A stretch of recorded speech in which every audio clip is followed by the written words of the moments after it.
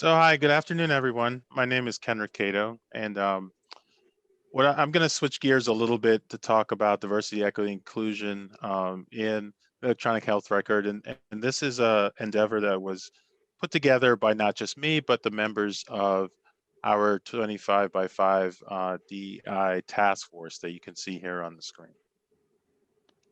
And so what I'd like to start with is what I like to call our vision of documentation. And we see documentation, our task force sees documentation through the lens of diversity, equity, and inclusion.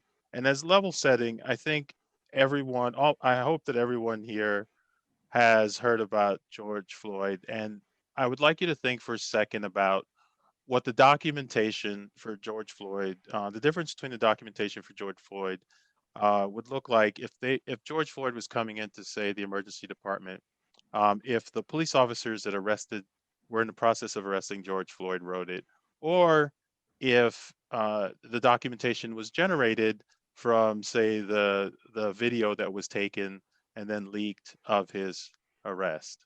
And so that is just a setting for what we're going to talk about. And obviously, there'd be a very big difference between those two pieces of documentation. And so, how different would documentation be if it were written from the patient's perspective?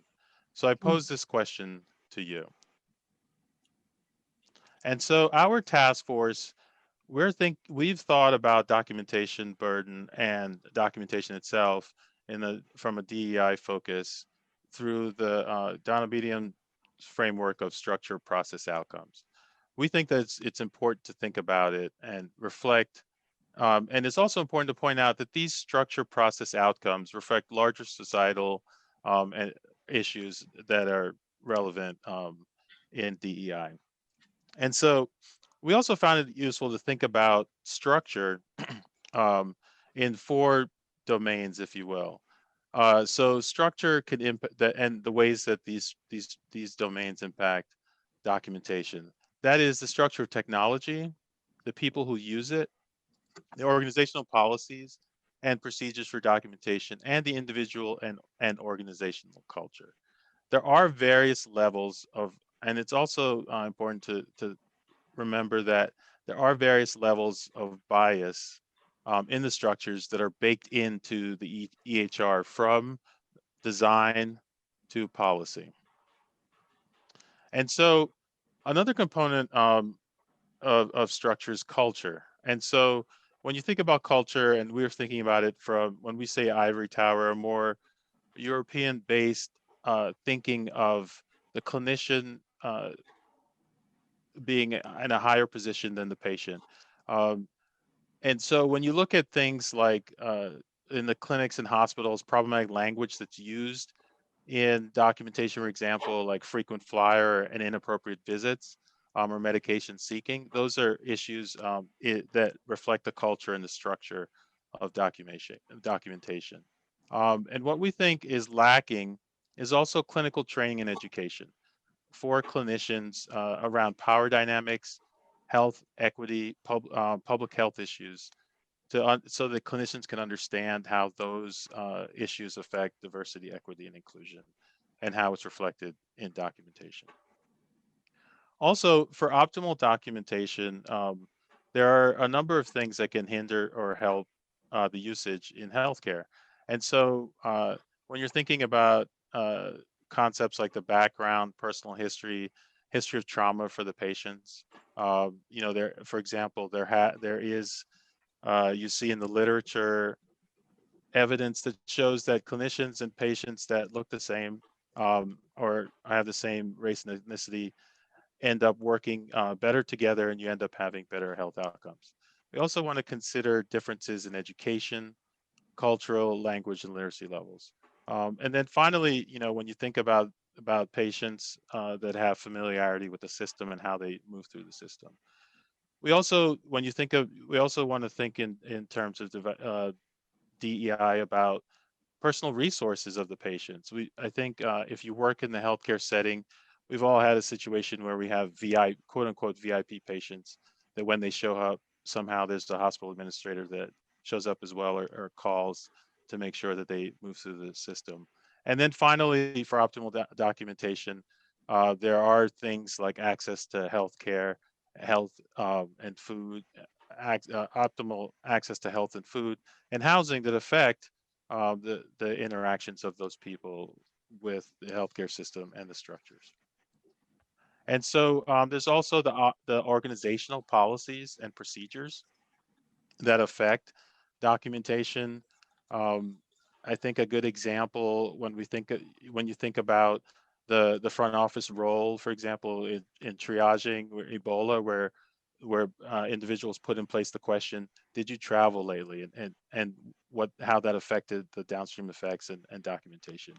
We also want to think about uh, power and the power dynamics that exist when you think about things like payment structures, insurance, immigration status, how documentation structures are related to the criminal justice system, and for example, inappropriate drug testing when it's not medically relevant with people's interactions with the healthcare setting.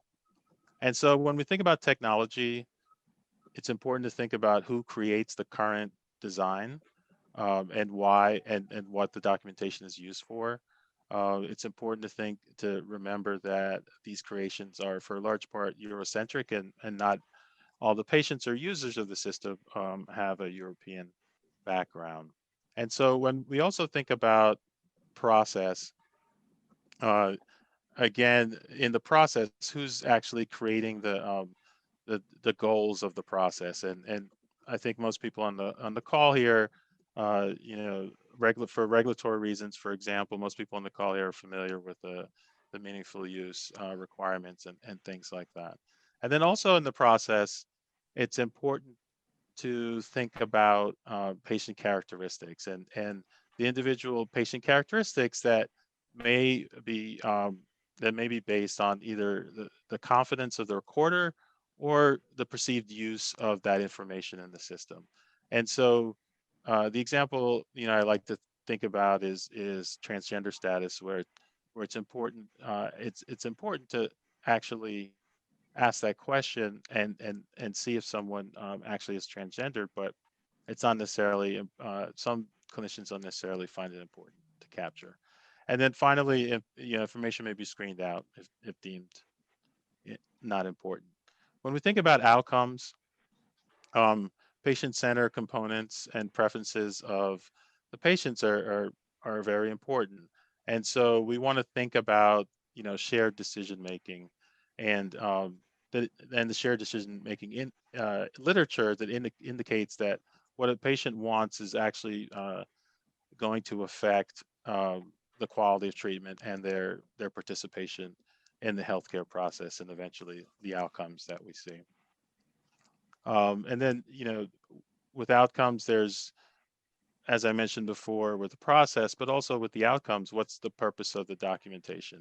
We know that, for example, that non-white individuals disproportionately end up getting referred to social services for documentation, for things, actually components in healthcare documentation. And so with the outcomes, when we think about the filters, when you think about documentation as filters, when you think about society and culture, access to healthcare, all of those filters that documentation flow through, you can see here on the right of the screen that at the bottom of this filter, there are other uses for the documentation. So we think about the downstream effects. And so we think about the policy and the research that's done on the data that's collected through documentation and the bias either in collecting the documentation or the bias in the documentation and how that affects the actual outcomes and the algorithms that are generated. And so I would urge that we please remember that there's a lot that we don't record that matters in healthcare. And finally, I would ask you to think, if we recorded the whole patient visit, would we actually fix this problem? Because that is something that folks have put forth. And finally, I'd like to acknowledge some other individuals that helped us put this presentation together. Thank you for your time.